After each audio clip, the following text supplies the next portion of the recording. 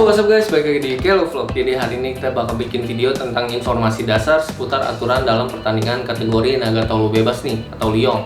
Ya kenapa gue buat ini? Karena gue merasa banyak tim-tim yang masih belum tahu dan paham tentang aturan-aturan ini. Jika dilihat dari pertandingan pun, peserta Liong ini terbilang minim jika dibandingkan dengan peserta barongsai. Padahal banyak juga loh tim-tim yang punya Liong ini. Ya mungkin karena minimnya informasi, bisa juga karena kurangnya kekompakan dari pemain itu sendiri. Nah jadi sekarang kita akan belajar nih tentang aturan-aturannya.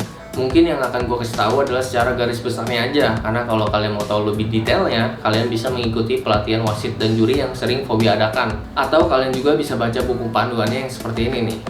Jadi di sini udah lengkap semuanya. Nah oke guys, jadi langsung aja kita mulai videonya ya. Mungkin di video ini kita akan buat menjadi beberapa part agar tidak kepanjangan dan kalian bisa lebih paham. Nah jadi yang pertama adalah tentang ketentuan peserta pertandingan nih. Oke, langsung aja kita mulai ya. Yuk, oke, yang pertama, setiap peserta tidak melebihi dari 13 orang. 13 orang ini siapa aja sih? Nah, 13 orang ini adalah 9 pemain naga, 1 pemain bolacu, 1 pemain kepala pengganti, 1 pelatih, dan 1 manajer. Jadi jika ditotalkan itu semuanya 13 orang. Lalu kalau kurang boleh gak? Misalkan gak ada pemain pengganti kepala. Nah, itu masih boleh.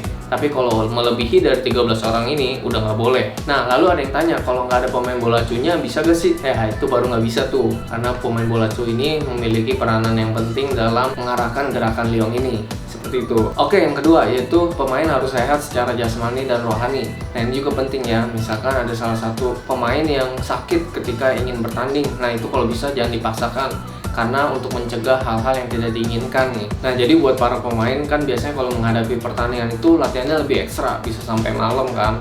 Nah itu usahakan untuk tetap menjaga kondisi kesehatannya masing-masing nih. Jangan sampai pas hari H misalkan gitu kan, itu langsung drop. Karena kalau misalkan mendekati pertandingan tuh biasanya ada yang sakit, entah itu karena masuk angin, sakit perut, atau grogi, atau yang lainnya.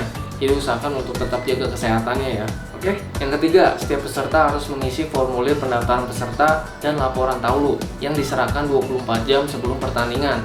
Nah, biasanya tuh 1 hari sebelum pertandingan tuh ada technical meeting. Nah, disitulah dikumpulkannya tuh. Nah, ini sangat penting juga. Kenapa? Karena banyak juga yang belum tahu nih. Ketika kita mengisi formulir pendaftaran peserta itu, ada beberapa hal yang harus kita perhatikan. Yang pertama, kita harus nulis nama perkumpulannya, alamat lengkap perkumpulan, nama ketua perkumpulan, nomor telepon perkumpulan, lalu data-data anggotanya nih seperti nama, tempat tanggal lahir, dan foto 3x4. Itu semua kita lampirkan. Nah jadi sebelum kalian ikut pertandingan, baiknya kalian harus siapkan dulu tuh data-data pemainnya seperti nama lengkap dan tempat tanggal lahir sesuai dengan KTP atau KK. Kalian juga harus mencocokkan fotonya itu di form-formnya tuh. Jadi kalian harus susunnya secara benar. Misalkan foto pemain kepala ada di bagian pemain kepala, begitu seterusnya. Karena nanti wasit atau juri akan mencocokkan fotonya dengan pemainnya, apakah udah benar atau belum, seperti itu. Jadi diperhatikan juga ya. Nah lalu untuk formulir laporan taulunya nih ada apa aja sih? Nah kalian harus isi nama perkumpulan, judul cerita, nama gerakan, arah gerakan, keterangan gerakan, dan masih banyak lagi. Mungkin ini akan sedikit kompleks dan kita akan bikin satu video nanti yang membahas tentang tutorial membuat laporan taulu ya, seperti itu. Yang keempat, mentaati peraturan juri dan menjunjung tinggi sportivitas. Peserta juga tidak boleh mengganggu dan mempengaruhi juri. Jadi misalkan contohnya nih, ketika peserta tim lain tanding lalu ada kesalahan atau kelibet, nah peserta lain tuh tidak boleh menyoraki atau berteriak, wah potongan nilai, potongan nilai.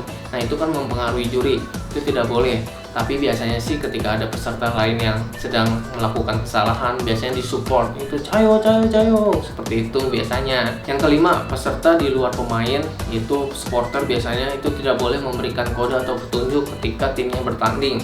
Nah biasanya ini tentang durasi. Ketika timnya itu sudah mau habis waktunya, biasanya itu ada kode-kode yang mengatakan seperti misalkan bungkus dah, habisin, atau suara-suara trompet. Nah biasanya juri udah paham lah tentang ini. Jadi kalian tidak boleh memberikan petunjuk atau kode ya. Atau misalkan pesertanya itu lupa gerakannya, wah habis ini apa ya. Lalu pemainnya yang tahu nih, di luar pemain yang main itu supporternya teriak, oh cepet tiga. Nah itu tidak boleh tuh ngasih kode atau petunjuk seperti itu. Oke. Yang keenam, setiap pemain itu hanya boleh mewakili satu tim, tidak boleh double team. Contohnya seperti ini, jika suatu perkumpulan itu ikut 2 tim, yaitu tim A dan tim B. Nah misalkan nih, tim A gue sebagai pemain kepala, lalu gue main lagi sebagai pemain kepala di tim B, itu tidak boleh.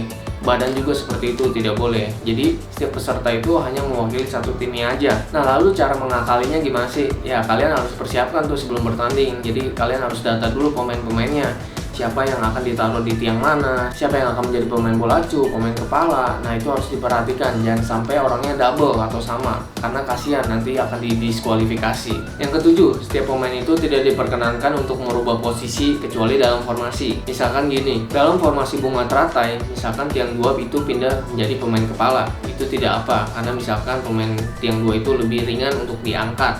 Nah, itu tidak masalah. Tapi ketika jurus pemain tiang 2 pindah ke tiang 3 secara tiba-tiba, itu tidak boleh. Itu harus dikonfirmasi dulu ke wasit dan juri, harus dilaporkan di taulunya. Nanti pas jurus ini di menit ini dia akan berubah posisi. Nah, itu baru boleh. Tapi kalau secara tiba-tiba berganti posisinya itu tidak boleh ya. Tapi kalau bisa sih jangan diganti-ganti, karena itu bakal ribet dan susah. Nanti juga akan ada kesalahpahaman misalkan antara wasit dengan pemain. Jadi kalau bisa udah mantepin aja pemainnya di situ-situ aja. Oke guys, jadi mungkin itu aja dulu video kali ini tentang ketentuan peserta pertandingan. Jika kalian masih ada pertanyaan, silahkan aja komentar di bawah ya.